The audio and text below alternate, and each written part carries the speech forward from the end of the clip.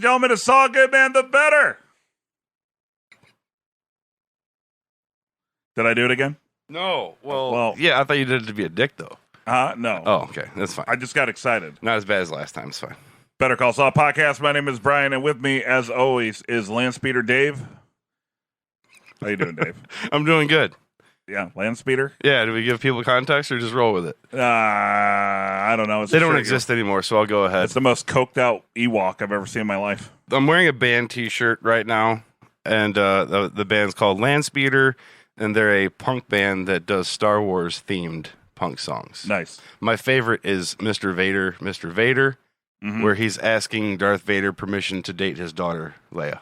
Which is Luke's sister, right? Which is Luke's sister. See, I've never seen a Star Wars, Right. and I just know this because that's how prevalent it is. Right. And once again, you would think of it like something like Star Wars would be right in my wheelhouse, but like Yeah. I've just never seen it. I don't know. I don't know why. I mean, the visual effects are pretty groundbreaking for the time, and all that stuff. It's a fantasy story. It's I guess it's comic book and graphic novel. I know that's what you're into. Mm-hmm. And yeah, I don't know. I've never seen it for some reason. But yet you watched like The Walking Dead, right? Yeah, up Oh until no, you have all the books. of The garbage Walking people. Dead. Yeah. What sucked about The Walking Dead is like what I don't understand is like eventually they came across these people who lived in a garbage dump, which okay, that makes sense because there's a lot of resources at the garbage dump. Yeah. But the people who inhabit the garbage dump talk like what cartoons make cavemen talk like. Oh, Like she'd be like the leader of the garbage dump, who was a woman, be like, "You am man, me woman, this me tribe." It was like, why the fuck did you start talking like that? Like after like 2 years, it's not like everybody forgot language like since the zombies started. Like it was so fucking stupid. And yeah, I mean, that's like the whole world just went 2 years without talking to people, and we didn't regress that. Right, bad, exactly. But that's exactly how stupid it was. Welcome, Better Call Saul podcast. Saul Right, Goodman. Yeah, it was like Me, Dave, host Brian. Exactly. She like turned into like Captain Caveman or some shit. So like I don't even understand. That is weird. I never got into Walking Dead. It's the comic is way better. Not to besmirch another awesome AMC show. Yeah, it was cool up until that point, and then it just got too stupid. So here's my experience with Walking Dead. First season was awesome, and then a lot of people told me like you gotta suffer through season 2 because it kind of sucks, and then it gets good again. And I couldn't do it. I was like 2 episodes into season 2, and I was like, no. Yeah, because they were like on a farm. Yeah, or some shit. it got really boring. Actually, you know what really pissed me off about The Walking Dead is it was awesome. The first time I really hated it. Should be called The Shuffling Dead. The Shuffling Dead, yes. Was at the end of the first episode. They were like in the CDC, and of course the CDC for some reason has one of those like omnipotent computers that you could be like, "Computer, tell me about Atlanta, Georgia." Yeah, and then like there'd just be like this voice on the loudspeakers, and they'd be like, "Atlanta, Georgia, is the biggest." Like it would just. It was like, Alexa. Yeah, but it was dumb. Like I'm pretty sure the CDC, like if you're there, you can't be like computer. What's for lunch today in the cafeteria? And then all throughout the building, she's like, they have tuna fish sandwiches with a side of fruit and your choice of milk. Like it's so stupid. Anyway, but we're not here to talk about The Walking Dead and how that show turned to shit. Oh, I'm sorry. We are talking about Better Call Saul, episode 605, which is titled what, Dave? Black and Blue. Black and Blue. Yeah. Which means somebody's probably going to get their ass kicked. Word. Which is what I thought was going to happen. Yeah. And it did. Yeah. Kind of, yeah. Kind of impressive. Yeah. So, are you ready? All right, so the intro opens up, and there's some dude dipping a ruler in... Polyurethane? Yeah, I forget what that... I don't know. I was... I think it's polyurethane. It's not polyurethane. It's... That's what they make bowling balls out of, right? Yeah. Clear plastic goop? Yeah. I don't know what I can't even think of the term right now. Acrylic? Yeah, there you go. Oh, but it's acrylic. Yeah, it's acrylic, yeah. We'll have to ask Will, our quote bass player in our group. He works with acrylic a lot. Nice. See if he can put some expert opinion on that. Yeah, I mean, it looks cool, but that's pretty much the intro. Yeah, well, I mean, there's a song going, Ben Stiller Night. Ben Stiller Night. We had all night for that one. Yeah, the thing about that song, it was pretty cool that they opened the show with an a cappella version of Du Hast by Rammstein. That's pretty cool. That's probably the most beautiful version of that song I've ever heard. Oh, okay. I'm just assuming because it was in German. that it would be Du I Hast. Du Hast you right now. Right. Du Hast Mensch? Du Hast Busch. Yeah. Not just besmirch any German fans that we might have. Mm-hmm. Yeah. But yeah, the song is in the Quiet Night at First Watch, and I didn't even realize at first watch of the episode that's what was going on. And then I looked up the translation of the inscription, and "In love your boys," and I was like, oh, this is all about Werner. So something's gonna happen with Werner. Nailed it. That's where it went. You said it creeped you out, though. Oh yeah, that's what I wanted to say. I totally forgot. I got derailed with the Rammstein joke. Well, okay, so as an audiobook editor, one of my many audio related jobs is I edit audiobooks. So they record the book, they send it to me, I edit it and send it back. So I listening to lots of lip smacking, right? Yeah, it's the lip smacking, and I edit podcasts and art podcasts and stuff. And it's you're literally hearing, you have people's voices inside your head. So then like a really clean a cappella recording like that, and it's like so pretty. It kind of creeps me out, and it makes me like uncomfortable, like kind of nauseous. I can see where you're coming from though, because that's you can hear the breathing, and it's like the mic is inside their mouth. Yeah, I got the same feeling every time I would watch Where in the World is Carmen Sandiego. Exactly. And they had the intro. Right, rockapella? Yeah, rockapella. Yeah, it would just weird me the fuck out. No, it's goddamn right. But yeah.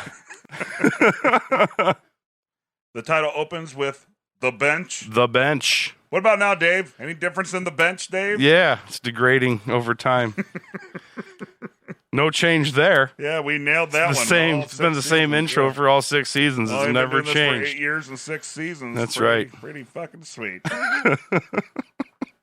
And not once did I even think to myself, like, hey, maybe we could line them all up and see if anything's happening. If only there was some sort of tube-based video website for you.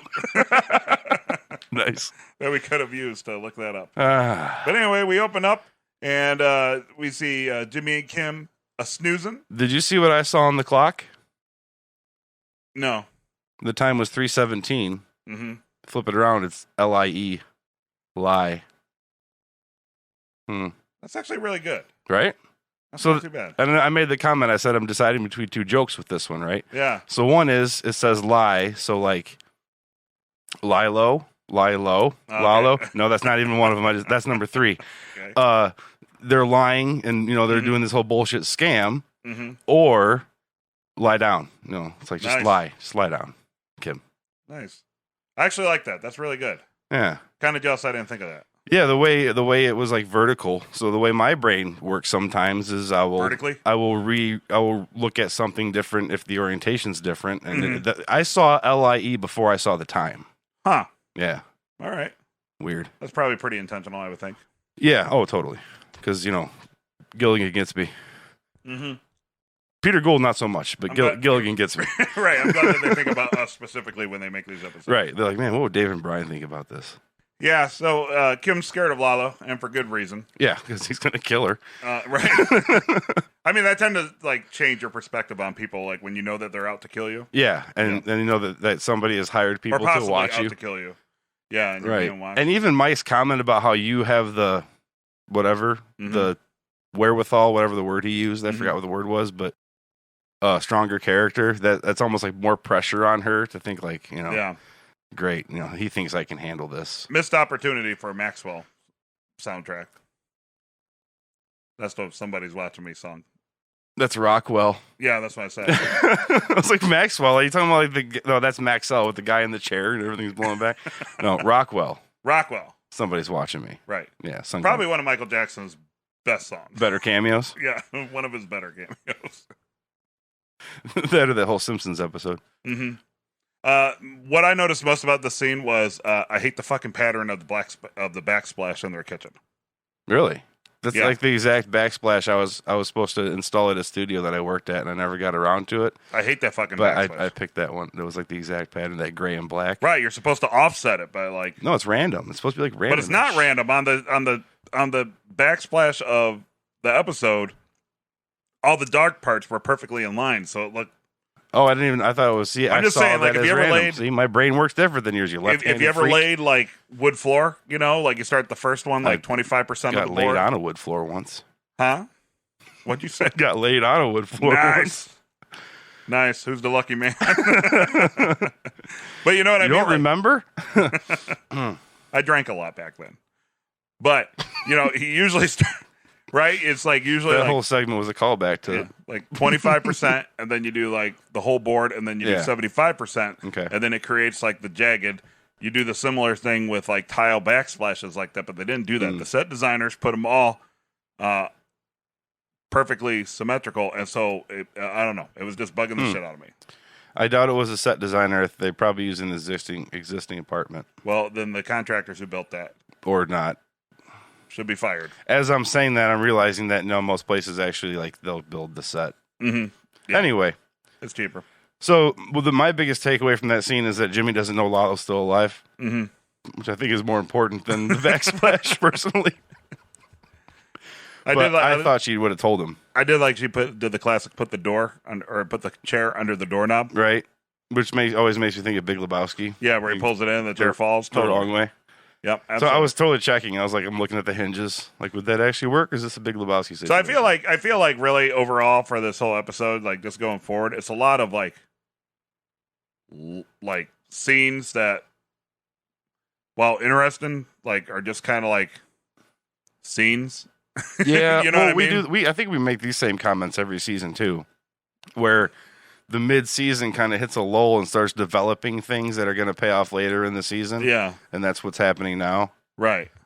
A lot of some scenes stuff happened, but I don't feel like there was like particularly like a bunch of stuff to talk about in this episode. This is like an episode that just kind of happened. And I have like, a lot not fewer, bad, right? But because of that, because like nothing really happened, like I was sitting there watching, and I'm like, well, that's like they do a really good job of like unique camera angles, right? I start noticing stuff like that. I found myself more watching and less taking notes.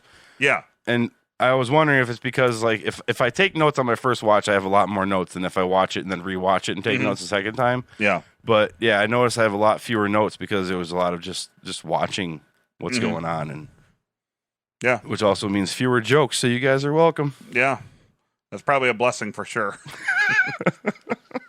But hooray, Jimmy and Kim, in case you didn't know, they sleep in the same apartment. So first scene.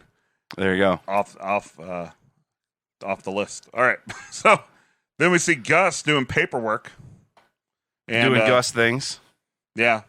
Like putting a paper in a basket. Right. It's pretty sweet. Filing signing it. Collating for later. Right. Setting the pen perfectly so the camera can pick up half the logo. Yeah. Fucking product placement, man. How much do you think Polo Hermanos paid for that? Well, considering it's not a real company, I bet it was zero. How dare you, sir? This is a documentary. We've established this. This Pollos Hermanos is a mock of El Pollo Loco out in the West Coast. Dude, those are all over. No, El Burrito Loco is around here. El Pollo Loco is only out west. Okay. They're also down south, too. I weigh 300 pounds. I know my fast food. All right. Fair enough. Also, I realized I glossed over the sweet tea comment that you made in the last episode because I would have went. We could have talked about that for a while. Yeah. Do you want tea? You have to ask for unsweet tea. Yep. Gus is a good manager, though. He was there to pick up the slack and help the team. Yeah, he decides he's going to wait on Mr. Blurry Face Syndrome. Yeah. Okay. So that guy, like, who orders food like that? Yeah. It just seemed really suspicious. Like it seemed like they were setting him up to be like yeah, it was a scene where it was like he goes to help, and then that guy coincidentally is going to deliver a message of some type, right? But no, the dude just wanted like extra crispy chicken or something like that. Yeah. But that actor, who I'm sure is a fine person, it just seemed like a really like weird way to order. It was very sensual in a way. But then again, maybe the theme of this episode is like fake outs. Because there's some fake outs later that we'll get to. Yeah. So maybe it was supposed to like, all right, now when you act this scene out, act like the bad guy would. Right. When he approaches him, like all shifty. Yeah, all shifty, and then no, it's just a guy ordering food. But maybe the way he's talking is what triggers the fring out. Maybe that's what I call it when Gus freaks out. It's a fring out. A fring out, nice. Yeah. Okay, that actually makes sense because he started like he came in kind of hot, zoning out, right? Yeah. And he goes out in the parking lot. Only thing that snaps him out of it is somebody drops a tray, but Lyle is there. Yeah, I was super happy to see Lyle. I was looking for Ron. Was that the guy that's supposed to get fired? He's not. He's not, Hermanos material. Yeah. But, and knowing what happens later, it's kind of, because, wait, who was it? Was it Gus or was it Mike that said that Lalo's not coming yet, but he's coming? Wasn't it Gus that said he's going to take a while? He won't come right away? Yeah, he can't make his move yet. He can't, but then Gus is the one that's freaking out because he thinks Lalo's coming right away. Yeah. Mind games. Nice writing. Better call Saul writers and Chirkus. He's living in his head rent free. God, I hate that phrase. Because maybe the fake out thing is true, because I kept thinking like the guy ordered the food really weird, you know, and then you know, he starts like zoning out, and I figured they were going to do the thing where like something catches his eye, and he starts watching it. Yeah, that's what I thought it was going to be, like a over the shoulder. Yeah, but or something. But nothing. And then he walks out in the parking lot. I'm like, oh, okay, this must have been what he was looking at across the restaurant through the window.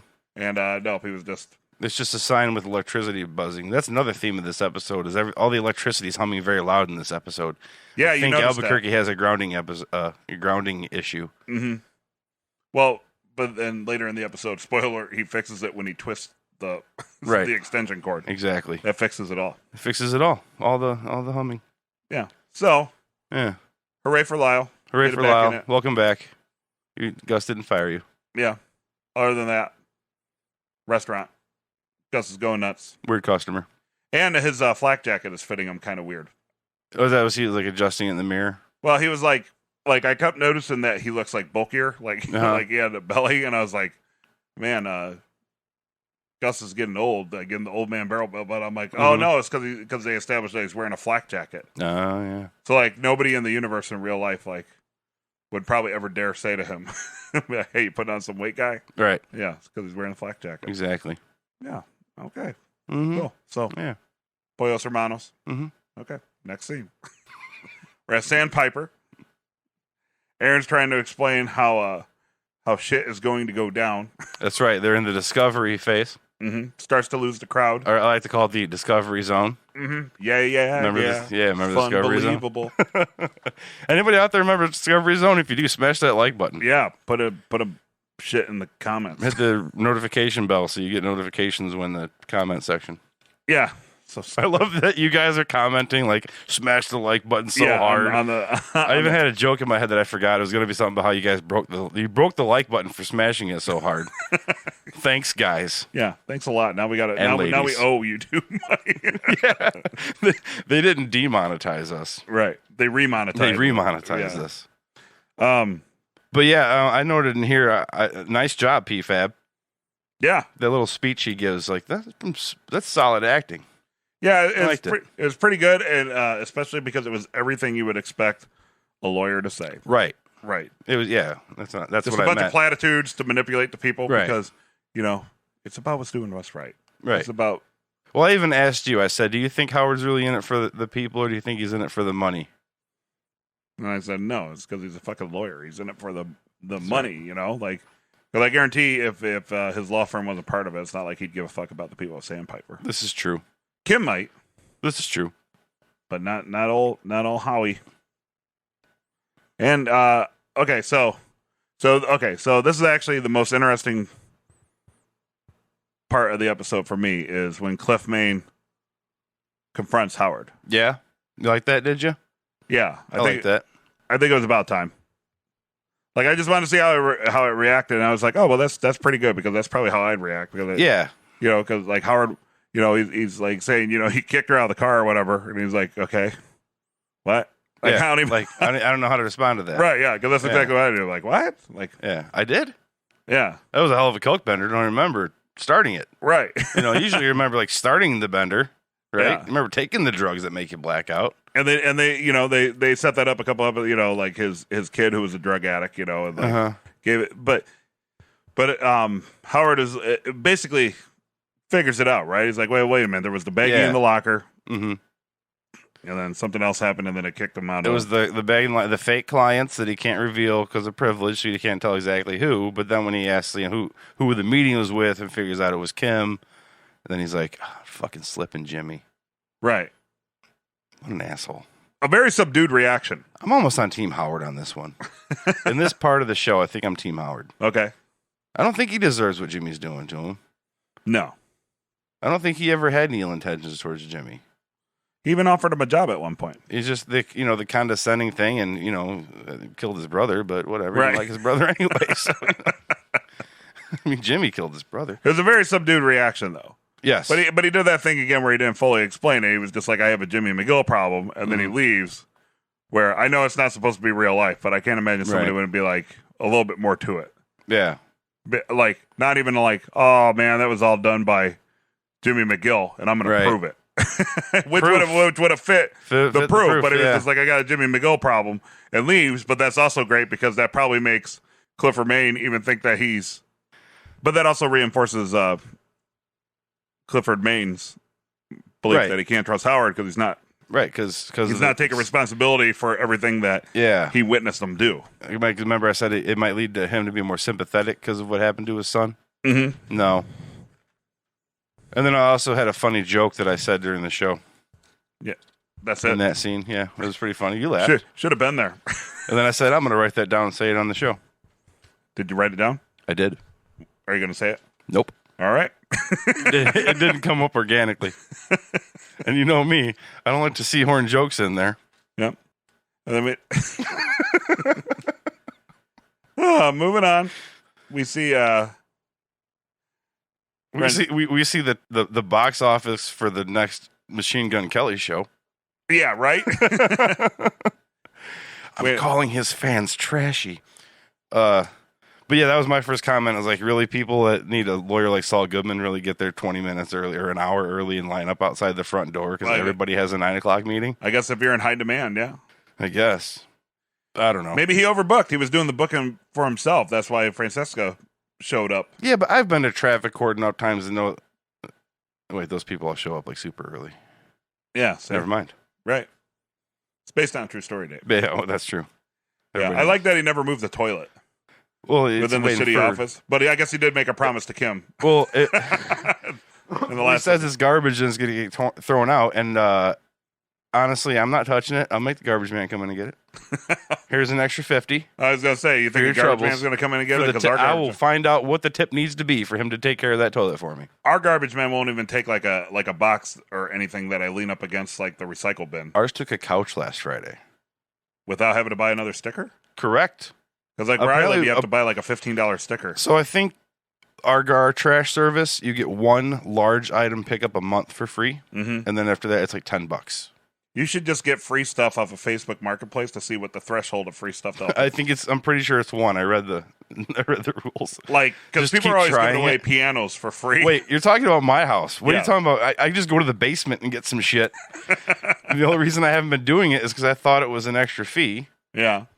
But yeah, I'll just start doing that. I'll just start throw some heavy stuff out there. Yeah, just see if they take what's the threshold.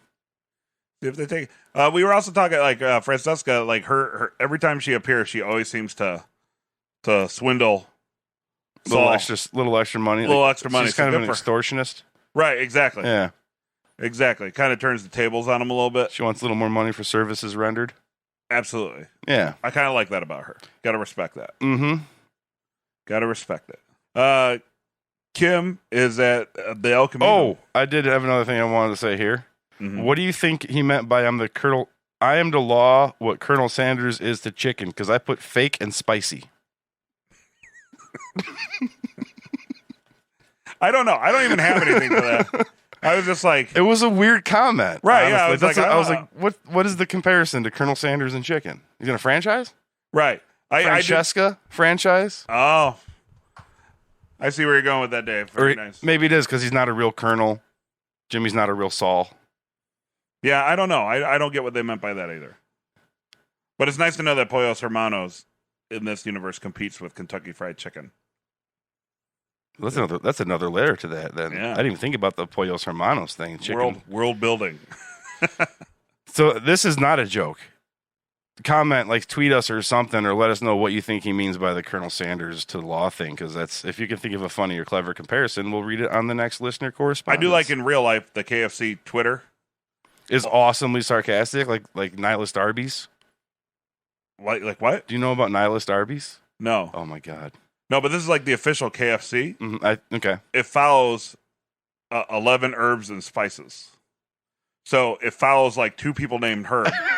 and then it follows the Spice Girls. So Oh my God, really? those are the only people. So somebody figured that out after like 10 years. Oh my It God. was like, oh my God, I just realized KFC only follows 11 herbs and spices. And it's like the Spice Girls, and then the rest are people named Herb. Like That's Herb Dean. hilarious. And so the guy who figured it out, KFC, sent him an oil painting of him being carried across a volcano by the Colonel while eating KFC chicken. That is fantastic. Isn't that awesome? That is almost justifies Twitter's existence. Yeah, that Things and like Wendy's. that. Wendy's is pretty. Oh, that's what I was thinking of. Wendy's is the super sarcastic and just shits all over everybody. Yeah, that has the roast, like Yeah. get roasted by Wendy. Yeah. Right. But there's a nihilist Arby's, which I don't think it's the official, but it may be. Mm-hmm. But it's like that. It's like super sarcastic and like Another good one is The Last Blockbuster. nice. Look up the Twitter of The Last Blockbuster. Good documentary, by the way. Huh? Good documentary. Yeah, this isn't like an official Blockbuster, but it's just somebody who's super goddamn funny, posing as if they're like my favorite tweet by them is just posted a picture of a Blockbuster sign that had like minor damage to it. And it just said like, "Hey, family video. Next time you send your goons, tell them to finish the job." just ridiculous shit like that.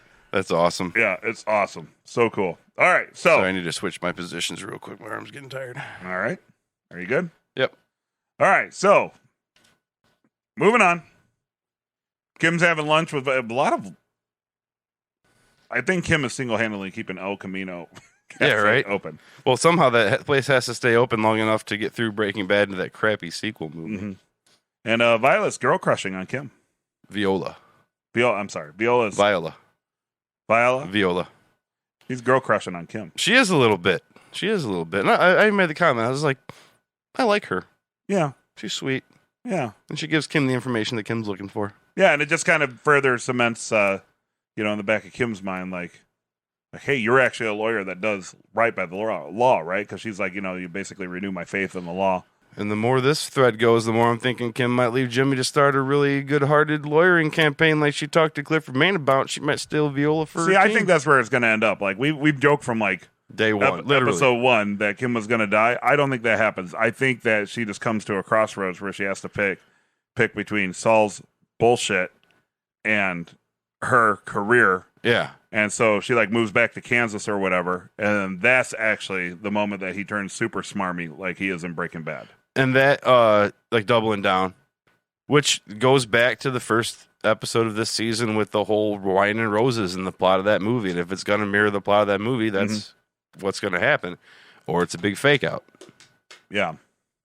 And it's not your I don't Countach. think it's a fake out. I think she's just going to be put in a position and she's going to leave. And that's when he just kind of loses really anything to That's... tie him down to his old life. And all jokes aside, that's what I'm really digging about this season is the whole they're playing Lalo's hunting her down. She might leave on her own, and it might be even a way that they don't even bring up why she's not in Breaking Bad. Or, yes, I don't think they'll kill her. It's definitely setting up for multiple different scenarios. Yeah, I don't think they'll kill her. You don't think Val Kilmer? I don't think Val Kilmer. Well, he did play Batman, That's true. He did play Batman, which, as we established, Mike is Batman. Lalo's the Joker. but half Batman in this episode. Huh? But he's like half Batman in this episode. He's like the world's greatest detective. He is finds Werner's wife. Right. And we could talk about that when we get there for sure. Okay, so then Saul's doing a house call to a Mr. Ward. On to one of my favorite scenes definitely of the season so far. Mm-hmm. Maybe of the show. Yeah. One of. And he my walks favorites. in, it's H.O. Ward. So you and I had the same thought, and it's like, and I thought this like the first time I watched it a few days ago. I was like, Uh-huh. I'm like, there's going to be a ton of people that say that fight scene was super lame, but you and I both agree that is exactly how middle-aged men who don't know how to fight would fight. I put realistic old man fight. Especially when you add in headgear Right. and the heavier, like 18-ounce gloves or whatever they had on.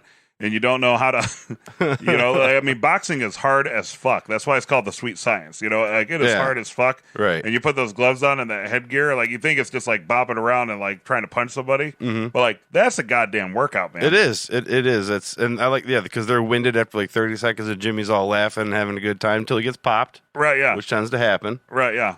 And they're just swinging full body haymakers at each other. Right. Yeah. There's like no technique or skill. Yeah. Like I've been peppered up in those scenarios before. That's what they call it, getting peppered up. Oh, okay. I got peppered up a few times. Well, I know you're really into grappling sports. I don't know how much boxing you've done. Yeah, a few. I'm more into team sports. Nothing legit, but like nothing, not a match or anything like that. But like when I trained in Florida for a while, the MMA guys, they'd be like, "Oh, why don't you stick around and spar with us?" I'm like, "Okay," and then just get the shit kicked out of me because like I don't know how to box. Right. Yeah. I got yelled at by one of my friends for calling it no contact jiu-jitsu. What you guys do? Oh yeah. Yeah. Or no, not no contact, no strike. No strike. No striking. Mm-hmm. And they're like, "Who's striking?" I was like, "What are you talking about? You're all there is no striking in jiu-jitsu. Yeah, I mean, there is in practice. Sport. They teach you like if you're on the street, like to punch somebody before you set it up. But like in competitions and stuff. So that's where the disconnect was. So just so anybody doesn't know, like I've competed in quite a few grappling contests. I've done submission grappling, done jiu-jitsu, like wrestling, like literally. I think maybe my dad figured out like one time over the course of my life, I've literally done probably over 400 like live grappling matches. That's a lot of grappling. Yeah. I got the fake shoulder around with dudes. Yeah, buddy, you know it. And I can say with 100% certainty. Do you say you have a fake shoulder? Well, yeah, jokingly, but I had it reconstructed and stuff like that, so I'm part robot. I didn't mean to talk over that. That's pretty funny, though. Yeah, fake shoulder. But I can say with 100% I was there when you had it replaced. There is no striking right in Brazilian Jiu-Jitsu right, tournament. But I think, they didn't express that to me, though, that it's an extra thing that they'll do for like a real world situation where you might need it, right, emergency or something. Yeah. Now I have done a couple like live sambo matches where there is striking. Sambo number 5, where you can strike people with an open hand. Okay. So like you can kind of pop them with the butt of your fist. So it's like not really a slap. It's more of like a forceful like push. You can do that kind of striking, but so that's another thing. So again. And I'm not going to brag or give any credentials, but I've done it at a pretty high level in the past, right? And it always bothered me. People would be like, "Oh, well, in the tournament, you're going to fight probably 5 times." It's like, no, you have 5 matches. Like, it's not 5 jiu-jitsu fights. Yeah. All of them call it a fight, but it's not a fight. It's a match. I call them bouts. Bouts is a good way to matches, right? Competitions, rolls. I know roll is a thing in jiu-jitsu. Yeah. Like when you in wrestling, they call it going live when you practice hard. In jiu-jitsu, it's rolling. Okay, yeah, but yeah, we'll do it live. I mean, but sometimes you don't even have to, hit people in those tournaments and stuff like that to hurt somebody. So what do you think of the music? Because I thought it was very video game-esque. We were debating, I thought it was like a flamenco reinterpretation of the Mike Tyson. Because it showed the POV shot with the gloves in front of the camera. Yeah. I was like, this looks like Mike Tyson's Punch-Out. That would have been awesome if it was like an ode to Don Flamenco from Mike Tyson's Punch-Out. I just think what I thought it was kind of like that, like Spanish, like matador music. Mm-hmm. That's how I interpreted it. You know what I mean? To reference Big Lebowski again, because it's one of my favorite movies and it's one that I can reference a lot. There's that cover of Hotel California where it sounds nothing like it until they get to the lyrics. It's because it's such a different vibe. Right? Yeah. And even like the end credit song of this show compared to the opening credit song, it's supposed to be the same song. It sounds nothing like it. Right. Which is what I was thinking when I said reinterpretation of it. Mm-hmm. But I'm not like I'm a musician or anything where I couldn't sit down and figure that out. So a couple things about it is one, Howard is way better shape than Jimmy. Yeah, but the lawyer, he's very calm. Yeah, he's very calm when Jimmy walks in, and he's like, like this is what you want. Like, let's just do this. Like let's go for it. And Jimmy at one point walks away, and then he stops, and then they get into the bout. And I was totally the whole time saying when Jimmy was walking away, I was like, Howard's going to call him a pussy or say chicken or something like that, but he didn't do it. And I really like that because I think it made it all the more impactful, the fact that, like, he knew that it would just get the best of Jimmy, who just couldn't resist, like, the chance to take a swing at him. I noted the exact same thing. Yeah. I phrased it as at least Jimmy stops without a cheesy line from Howard. Yeah. Because, like, the whole time I'm like, oh, he's going to do it. Don't do it. Don't do it. Don't do it. And then I'm starting to think, well, he's just going to walk away. He's not going to do it and make Howard look like an idiot. But no, he does stop. But yeah, without that cheesy last goading him into it. Right. I'm so glad you noticed that too. We didn't even talk about that before we started recording. That's awesome. Yeah, totally. But yeah, fight went down about how you would expect it to go down. Even with Howard winning, I was kind of like I said, I'm on Team Howard on this one. Yeah. So then it goes to, Kim's out on the balcony smoking, having a beer. Well, first we got to mention the PI. Oh yeah, the PI in the car. A lot of people getting followed this season. Yeah, there's a lot of themes. Like the theme of this season is themes. Every episode, it seems like has somebody being tailed. There's somebody being tailed. There's proof. A lot of cat and mouse. Right. Cat and mouse. Those are two animals. Yes. Well, you know how every another theme is two words with and. Black and blue. Yeah. I see where you're going. Wolves and sheep. And yes, the whole thing is cat and mouse. Lalo is the cat. Gus is the mouse. I just thought it was like weird how nonchalant it is, right? And then so Howard goes, he gets the PI. The PI follows Jimmy. Jimmy goes back home. Kim's waiting for him, right? And then it shows, him in the mirror explaining what happened, right? Fixing his black eye, right? He must have caught a seam because I noticed they didn't Vaseline the face. Yeah, that's probably how he got a black eye, because typically that's what the headgear and the bigger gloves are for, so you don't get a black eye in that. But he must have caught a seam to the corner of the eye. That's okay, it happens. Or Howard's just a badass. Wasn't he jumping fences in that one episode? Yeah, he did. Remember? He ran and hopped a brick fence. Because we talked to Patrick Fabian about how authentic that was and if he really did his own stunts. Yeah. Next time we talk to PFAB, we'll have to ask him about the boxing scene. Oh, yeah. Because I've been on a film shoot for a boxing scene, and it's kind of lame. Yeah. And I think you'd have to go Rocky, because Sylvester Stallone was famous for being like, no, he really wanted to get. Yeah, no, we really got to fight. Yeah, we have to do this. He said, "Don't pull your punches. You got to actually hit me." Yeah, because movie punches are movie punches, right? But like, especially in a boxing scene, if you're gonna show the sweet science, like, you should probably take some punch. Will Smith took a bunch of punches and stuff. Slapping the Oscars. He didn't pull it. Well, but that was also a thing. They thought it looked like a pulled punch at the Oscar slap too. Oh yeah. But he's had the training. He did play Ali. Yeah, maybe he just checked his chin just enough. But in Ali, Will Smith basically had 80% boxing matches and took the hits, because that'd be the only way to do a real boxing scene justice. Yeah, because it's hard. You'd have to do really clever editing and perfect camera angles and stuff. And there's so high chance of it looking lame. Yeah. So a couple things about the next scene that I've been trying to get to is one. Just keep derailing you.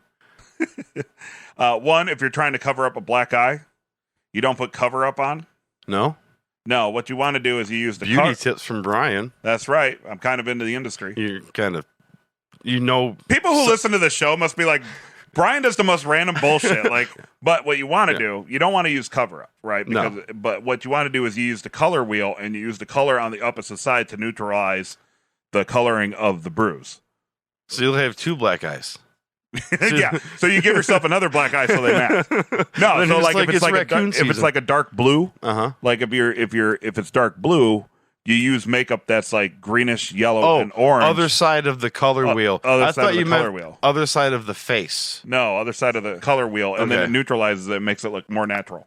Yeah. Also, I guess if there's any teenagers out there listening and you get a hickey, then that's how you hide it from your parents. Don't wear turtlenecks or any of that bullshit. Like, use makeup that would be on the opposite side of the color wheel from the color of your bruise. There you go. Which, by the way, just out of nowhere, I've never had a hickey. I've never given anybody a hickey. No. And I don't even understand why anybody would want to give a hickey. Because some girls just like to suck. I guess so. It just seems like that's the weirdest fucking thing in the. It is weird. I mean, even in 8th grade in high school, and that was like a big thing. Not that I was like making out with a lot of people back then, but like I just remember thinking like, What is that? Like, why? Like, I don't understand hickeys at all. It's the young female. I mean, is it a white girl thing? I don't know if there's any like cultural thing about it. I don't know. But it's you're marking your territory.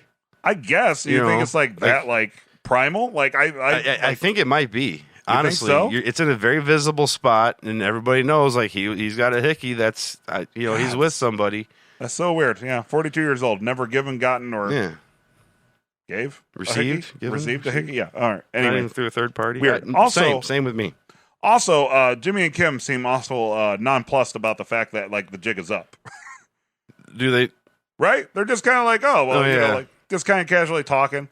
It's weird. You think there would have been more like, oh fuck, well he's obviously onto us, so like now how are we going to proceed? I didn't even pick up on that. Yeah, I mean, they're just very like, oh, yeah, well, he obviously knows it's you. You guys got in a boxing match. Like, yeah. I didn't even think about the fact that they didn't really talk about what's going on and the whole setup thing, and how it just backfired, and he figured it out, and now it's not going to work. And maybe this is what's going to leave Kim to give up the goat, and go on to something else. Because, like, I was sitting there thinking, I'm like, okay, so if you were Kim, right, would you now be worried? I'd be so hot. Oh, man, I'd have the best ponytail. But, like, wouldn't you be like, well, shit. The jig is up. Right. We did all this work. Bag, other metaphors or whatever. Right? But like, be like, oh shit. Like we did all that and he knows. Right. How can this really fuck me in the ass? Right? Like how could this really screw me over? I mean, I expect Jimmy not to care, right? Because like everything's a joke and all that, right? But I would think for her, especially meeting with Clifford Maine. Right. In my head, I'd be like, oh fuck. Like he's probably like she's really confident that they've convinced Clifford Maine that it's because they don't care if Howard knows. They just care if Clifford knows. But that's what I'm saying. Like I'd start being paranoid about that. You know, like my first thought wouldn't be like it'd be like fuck Howard. Like oh shit, he hangs out with Clifford Maine a whole bunch. Like fuck, and I just met with Clifford Maine about my fucking project for like people who need like good representation but can't necessarily afford it or understand the law. They know, which was my life's goal, right? Which is what I want to do in life. Yeah. And now I basically, because like we didn't cover our tracks good enough, or Howard's just smarter than we thought he was. Now I just put in jeopardy one of my life goals. You know what I mean? Maybe that's the crossroads. Maybe that's going to come up to that point where it's like it's decision time, and you have maybe I would have liked to seen that explored. Yeah, I didn't even think like it was so glossed over or not addressed that I didn't even. And they didn't even do like the weird thing where they're just sitting there like kind of laughing about it, and then like like does it like she opens her eyes like she's thinking like oh shit, like there was no oh shit moment. It was just kind of like. Also, she's preoccupied with finding out who the judge is. Yeah, through Viola, and Lalo is kind of on her mind. She's not sleeping. That's definitely on her mind. Right. So this, but in my mind, this would make it even worse. That's interesting. I didn't like. I'll fuck up something at work on top of all the other things I have to deal with work, and it just keeps compounding. You know what I mean? Mm-hmm. Unless she wants to be caught, like Howard did say, you want to be caught. Yeah. Maybe what if she's setting Jimmy up to get caught, so then he's out of the way? Right. Huh? Yeah. She's that level of manipulative. Oh, double crossing. She's a good lawyer. Yeah, she is. So that's all. That's all I have about that. That's all I have. That's all I have to say about that. Go away now. Go away now. The critical drinker. The critical drinker. I love the critical drinker. Him and the distracted nerd. I don't know that Check out Distracted Nerd does recaps much like we do for this show. He'll do this about a movie, and it's pretty damn funny. Gotcha. About 20 minutes long. Awesome. Yeah. I'll check it out. But yeah, so if you like our show, you'll like those guys. Yeah, critical drinker. Yeah, my email. We're pen pals. Oh, that's awesome. Yeah. Anyway. Yeah. All right. Now we're in the neighbor's garage. Yeah. The neighbors from before, the assholes. The quartering neighbor. Which I was also going to say this. Anybody listen to the last episode? The song that I put in was Tool's No Quarter. And I think I might have left in the part where I said that I was going to do that, and that was about quartering troops. Yep. So if anybody was wondering what that was, and we're back at that quartering house. Yeah. With the asshole neighbors. And you said you made the comment, lots of door cams this season. Yeah, not really lots, at least two. But at least two, but very obvious. Yeah, I think they're just having fun with it. Oh yeah, they're like, last season. we got the. Do they have like a cinematography awards or anything? I was looking up some of the awards because like Mike's been nominated but not won. I think Odenkirk might have got nominated for some awards for Saul. Yeah. And I was like, they have cinematography. Yeah, and like I don't watch outside of this. I really don't watch a lot of TV. Right. So I sit there and try to I'm watching Ozarks, right? I watched the first season. I need to catch up. I want to, but haven't. Yeah. So we're finishing up the last season of Ozark. I think we have 2 episodes, and I it's okay. It's blue Breaking Bad. It pretty much. Yeah. That's what I call it. Because I like it Well, we could talk about Ozark at some other time because I don't want to ruin it for people. I typically don't give a fuck about spoilers, but that's not the point. But I did whenever they show Chicago and something happens in Chicago, I'm always like, well, how did that guy jump off that building and land there when I know for a fact in real life that building's 2 blocks away? I know for a fact everybody lives in Chicago, Brian. I'm just saying. That's pretty funny. I don't even know Chicago that well. I spent many a time up there. Yeah. Yeah. Usually getting lost on my way to Wrigley Field. That'll happen to you. And I walked a mile in the wrong direction. Fucking ridiculous. I walked a mile in the wrong direction last time. That's easy to do up there with all the weird Victorian mansions. I seriously noticed that everybody in Cub shirt was going the other direction of me. Yeah, how did you miss that? And then I realized I wasn't seeing any more Cub shirts. No. But Mike's in the trunk, so nice. And this is where Gus was scrubbing. Yeah, he's scrubbing the grout with a toothbrush like he's in prison or something. Yeah, he is. He's a prisoner in his own home. Yeah. Oh, look at that. And that's where he makes the comment that Lalo wouldn't strike yet. Yeah. So it's good that he knows his enemies. Right. Well, that's Gus's thing. He's very thorough. Right. Totally. Very Henry David. But again, see another good camera angle where it's just slightly off the far corner of the. So anyway, so my point was shows like this that are supposed to be a little bit more grounded and stuff like that, and a little bit more artistic. I watch Ozark, and the camera angles of that show don't catch me as much as Better Call Saul. Yeah, it's you don't want to rip it off, right? So you got to kind of think of something interesting without being this is exactly what Breaking Bad or Better Call Saul would do. Yeah, but so maybe that's the struggle they might have because inherently from episode 1 they got tons of Breaking Bad comparisons. Yeah. And that's a hard path to trot on your own. So I guess overall is what I'm saying. This episode, because it's less action heavy or less that's what caught me a lot in this episode. Remember I said it's just I feel like this is an episode that just kind of happened. Yeah. But because of that, I'll see even more. It's the junk food episode. It's all the superficial stuff. It's not really meaty. It's not really nutritional. Right. I made the comment. There's all these autofocus things. Everybody's out of focus. Yeah, exactly. And it comes into focus. There's that one we made a joke because we're always saying smash cut or star wipe or whatever. But they do they go out of focus then back into focus in the next scene, stuff like that. Yeah, yeah. So it's a lot of superficial stuff is really cool. The music is interesting this episode. I don't really care for the musical choices as we talked about. It's more of an eye candy episode, I guess. Yeah, eye candy and ear candy. It's more of an easy listening episode than it is hard rock. There you go. I would say. Wuss rock? Crap rock? Wuss rock? Crop. When was it Gus is that's why we set it up this way. And I was like, set it up this way. You built a fucking tunnel between 2 houses. We're talking about set it up. And you've done that since Lalo was supposed to be killed? What? I mean, I understand you built the whole bunker under the laundromat. Right. I mean, so you hire construction guys from Germany to build these amazing things real quick. But I mean, that's see, that's what I was saying, man. I'm not a fan of the tunnel. I could see if it went to the house next door. If this was not so grounded in reality in every other aspect, I'd let it slide. Yeah. But everything else has been pretty goddamn realistic. Yeah. For the most part. Yeah, it's based in it's a realistic tone. Right. But something about the tunnel under the street. Yeah. That's only that you can access from a normal depth basement. Right, exactly. Fucking weird. Yeah. Fucking weird to me. Well, they didn't show us how many stairs Gus went down. Well, he walked down the basement, opened up a shelf, and then walked through a straight tunnel. How far to the basement? Did we see him walk to the basement? Yeah, because it had a camera shot of him walking down the stairs and then turning past the washing machines, and then he pushes on the shelf where his laundry baskets are. I forgot that. Yep, see? Oh, yeah, and then Gus says we're going out. Yeah. That's nice. Probably take him out to a dinner. Yeah. Probably for some chicken. It's, hanging with the boys. He loves the boys, remember? That's right. That's what's inscribed on the... No, that's Werner. Yeah, I know, but Werner gets love from the boys. Yes, he does. Let's hear it for the boys. Let's hear it for the boys. They're going to show up. Well, one of them already shows up later on. So then we see the washing machine open it up, kind of a cool angle up the ladder into the underground bunker. So I'm not really sure what this scene was supposed to do. I don't know if he thought Lalo was hiding down there, or it's obviously that he's setting up a trap of some type to get Lalo down there so he can kill him. Right. Because he plants the gun in the tread of the tractor. Just to point out, though, that took 3 minutes and 33 seconds, that entire scene. That entire scene was 3 minutes and 33 seconds? By my count, yeah. I had the stopwatch going. Oh, nice. So, but back to your electricity thing. That's what I was when you noticed all the electricity was buzzing. Uh-huh. And then for some reason he picks up the extension cord. I don't know why he twisted the extension cord. So those are twist lock extension cords.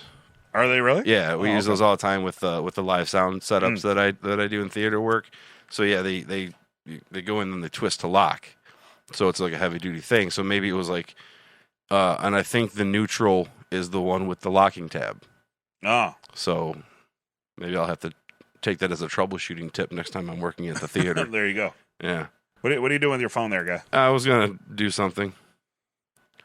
You were going to do something with your phone? Yeah, I made a joke about it earlier. Okay.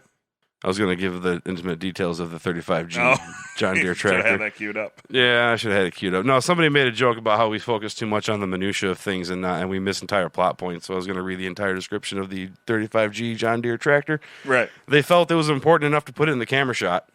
Right. Several times. Yeah. But that's where he hid the gun.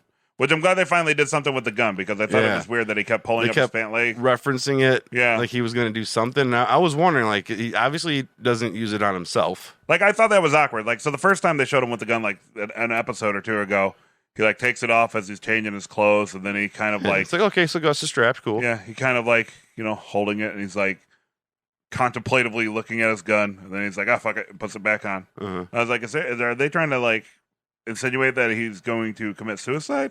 But then there's another scene where, like, he changes again, he pulls up his pant leg, makes sure he has the gun there. Right. And now he spends 3 minutes and 33 seconds in the bunker, and he plants that gun in the tire tread of the tractor. This is all just to make us feel sad about Werner again. Mm-hmm. I'm still sad about Werner. Yeah, well, you know who's also sad about Warner? His wife. Which she doesn't even know how to spell Margaret. Right. Lame. Germans. So lame of them. Gotta add all these extra letters and syllables. So my thoughts on this scene, right? Mm-hmm. Werner's wife is at a bar. Yeah. There's some younger adults who are playing a trivia game. I thought one of those was one of the workers. Maybe, I guess not. No, I thought it was like just two random kids, and she was eavesdropping, just in there having a moment to herself, and then she overheard them talking about Sally Ride. Uh-huh. She corrects them. They don't take it. They answer Sally Ride anyway, and then they're incorrect. Right. And then it plays like very obviously like incorrect video game noises. Uh-huh. Like beep, beep, beep. Right. That always bugs me too in movies when people play video games and they have to like swing the controller all over to hit the jump button, and then it's always like it could be like the most high. Obviously, in this one it wasn't, but like it could be like the most high tech video game ever, and it'll still have like Pac-Man esque Yeah, right. noises, and that's kind of like just stock video game sounds. Right. Yeah. So that kind of caught me off guard. For all I know, that's a real game, and that's really what the sound effects are. Maybe I thought it was like a Who Wants to Be a Millionaire kind of a thing. Yeah, it seemed like that, right? Yeah. But apparently Lalo is able from Mexico to track down Werner, wife, who I'm not even sure he knows who Werner is. He met Mike in the bunker, but how did he put that together? Right, and then am I missing something? Like I don't know. That may have been something we forgot, but like he met Mike and he knows that the bunker's there. But I don't know how he pieced together. Like, all right, I'm in Mexico. Was he? He wasn't following Mike. I don't know. Right? It's interesting. Very interesting. I didn't think about that. I didn't think about how he even knew about Werner, let alone how he knew to meet his wife in a bar in Germany. Right. He's a Mexican cartel that does deals in New Mexico where they have an underground bunker under a laundromat that Mike was in charge of getting dug. Right. And the only people who can dig underground bunkers under laundromats is German people. Right. And so there's only one bar in Germany. Right. So that's how he got there. And of course, just happens to be there at the time when Werner's wife was having a glass of wine. Or whatever. I mean, he was obviously following her and, set that up. But it just seemed like really odd. Wait. No, he wouldn't have followed her because then he would have known where she lived. But he went to the bar to meet her so he could follow her home, walk home with her to find out where she lives. Right. He just appeared in the bar. Right. So halfway, he wasn't literally halfway across the world from Mexico. So is that what I have to talk to my buddy, another Brian, who does frequent trips to Germany for work. Uh-huh. I'll have to ask the next time he goes, do you just get in the airport? Where's the bar? Right. Yeah. You have one bar. You have one bar here, right? That's public housing. That's why they have Oktoberfest. So that way the whole country turns into a bar. Right. So finally you can drink in more than one spot. I mean, I hope that maybe they'll go into depth of how that all worked out, but or maybe I missed something really major, which is I don't think so. 100% possible. I just thought it was really odd that she was sitting at the bar and Lalo walks in. As far as I know, here's Lalo's path so far this season. Escapes getting murdered, murders people. Goes to escape into Mexico, goes to escape into the United States, changes his mind, murders people, leaves, and ends up in Germany. Right.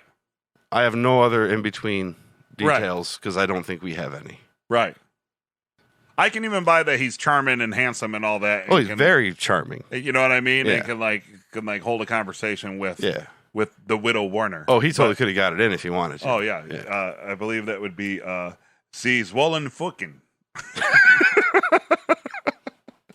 He's gonna give her the Wiener Schnitzel. Mm-hmm. Yeah, that's right, with extra fromage. Wait, that's French. So he's gonna put it in her cave dwelling. Yeah, the wappa loppa her loppa hole in one again. The hole in one again. He's gonna put his hole in one. Put it in her hole once again. So I just thought that was really odd. Yeah, that's more, yeah. It's more of that suspension of disbelief because I just said how realistic everything is, and we just spent 20 minutes talking about they just kind of yada yada this is. They yada yada over that part, right? They yada yada over the best part. Yep. So, but he did find out where she lives, breaks in, does the whole thing with the dog. You thought he was going to kill her. Yeah. Well, they made the comment about in another life, Yeah. Because he's like, I have to leave tomorrow, and she's like, well, then in another life, because it's not like he could, maybe book another ticket in a year or two, or later on in this life. Because people apparently only get one trip to a country. That's it. And then you have to leave. You never come back. Yep. So, yeah, in another another to Ireland life. in 2 months, and they said, that's it. You get one. That's right. Everybody gets one. You better see all the castles now. That's it. Yep. You better go on a castle tour and send me pictures, by the way. We're going to Blarney, the Blarney Castle. You got to do the tour. You going to kiss the Blarney Stone? Yeah. It's COVID, man. You can't kiss Blarney. I give no fucks about COVID. You wipe it down with a Lysol wipe. Yeah, I'll bring hand sanitizer. I'll be that asshole. Where's the locks? That's Amsterdam. Where's the locks on the canal? The love locks? It's like a chain link fence, and you buy a lock. And I think that's in France. I don't know. There's a few places. I was thinking that was Ireland for some reason. Yeah, we're flying into Dublin, and we have a road trip for the week. Nice. Around the country, so. That's awesome. Yeah. That's seriously a life goal of mine to do a castle tour of Europe. Yeah, we're going to do some castles, I think, like that. We have a very, very vague itinerary we just booked.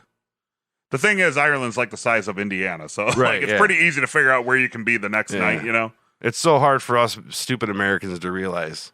Well, my friend, when he got married to a woman from Sweden, all the Swedish family, when they came over, I was hanging out and drinking with them, and they're like, God, we're just amazed. Like we're nowhere near Chicago, because we were in Champaign, which is south central Illinois. 3 hours from Chicago. Yeah, and they're like, we didn't understand America was that big. And I'm like, yeah, because to you guys, you can literally go from Spain to fucking Italy, right, to France all in one day if you really wanted to, depending on how you cross the borders. Right. I'm like, but here it'll take you fucking 9 hours to drive from the top of Illinois all the way to Kentucky. Exactly. It'll take you all fucking, it takes over 24 hours to drive the length of California. Yeah. I was watching a video with somebody, talking about socialist ideals or whatever, and they always bring up Europe, and they're like, yeah, but Europe has all blah blah blah this and public transportation. And I'm like, it's because Europe's packed together. You have to cross Nebraska, right. over here. We're in the Midwest, which means it's Chicago's that way, and that way's cornfields. Right, yeah. You're not from one side of the country to another. You literally have to pass through two major mountain chains of desert. Yeah, our idea plains. of mass transit was an interstate highway system. Right. That you still have to drive yourself. Right, and anybody who's ever drove through Kansas and Nebraska. I haven't, but I've done 40. So Missouri through Oklahoma to the top part of New Mexico, which you all know what happened in New Mexico. It's just flat and straight. It's boring until you get to Arizona. So that was a little weird. Hopefully they explain. I mean, they don't know us to explain it. I just thought that was a little odd. It was a little odd. But then to circle back in a few minutes, yes, I thought that he was going to kill her. That was a fake out. I got upset when he started putting the silencer on the gun. Half because silencers don't work, and that's a movie trope, and half because I thought he was going to use it on her. And I was like, dogs are stupid because all the dog did was get her killed. Yeah. I'm not even a big gun person, but two things that always pisses me off about guns in movies is that silencers do not sound like that. Right. And you don't rack a shotgun before you shoot it. Right. That expels the empty shell. Right. So if you racked it, it would if it worked like that, it would pop the but live man, round. it's so cool though.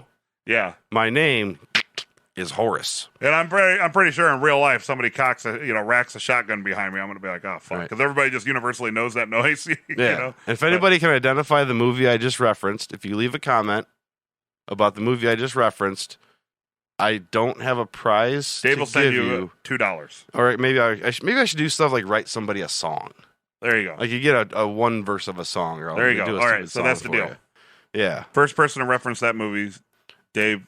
I will write a song with your name or Twitter handle or whatever you comment as. There you go. There you go. My name is Horace. All right. So overall, boring as shit. I wouldn't say boring. It's just kind of like I said. It's easy listening when most of the time it's hard rock. Oh, I also wanted to say that I thought it was funny that Lalo spoke Spanish to the dog. When that dog clearly speaks German. Right. Maybe it might just be multilingual. Well, but yeah, a lot of but there's things. I mean, I think the PI following Jimmy's going to lead to some stuff, so that was pretty important. I think Kim's having that conversation with Viola, even though it was to find out information about Sandpiper. I think she's going to give up on Sandpiper and start her own thing. And then Lalo taking the ruler. We also didn't mention he takes the slide ruler. And he's going to try and track down the crew. I don't think he took it. I thought he took it. No, he picked it up. Okay. Because it caught his eye. He picked it up. He saw the green sticker underneath, and then I think he set it back and then escaped through the window. Either way, he's going to go probably track down the maker of that to see who ordered it. And last time he went to a place to see who ordered it, killed the guy that worked there. That's true. So we may see another senseless killing on Lalo's part. Although... God, that guy's so cool. Jeremy knows all about senseless killing. He's so cool. All right. With that, hit us up on Twitter, ISGM Podcast. Send us an email, nothingimportantpodcast@gmail.com. And I know we owe you guys a listener correspondence. That might be something good to do during the breaks. Yeah. Our schedules are getting so hard to... It's crazy. I've the old guys at... I don't even know if I mentioned to self-flagellate a little bit. I got sworn in as an official stagehand union member a couple weeks ago. Big baller. And a couple of the old guys are sick right now, so I've been covering and taking on more shifts. So that's why our episodes are coming out on Thursdays and Fridays. And I apologize. All right, so good episode. Not the most exciting, but good episode nonetheless. But not still my entertaining. Least favorite episode. Not my least favorite episode. It's still highly entertaining. I love the fight. I think it's awesome. I think that was exactly how that would have gone down. If it would have been a big knockdown, drag-out brawl, that probably would have just been a little too much for me. That's where, when we talk about these things that are hard to believe, then they give us scenes like that where it's like, well, that's totally how that would happen. Yeah, that's totally how that would happen. In fact, I'm not even sure it would last that long in real life when two 40-year-olds just decide to box each other. Exactly. Yeah. Exactly. That's the beauty of combat sports. You find out a lot about yourself when you try them. Hey, man. It's like, I don't know who wrote it, but Fight Club said how much you know about yourself. You've never been in a fight. All right, and with that, Dave? Call us idiots, call us geniuses, whatever. Just call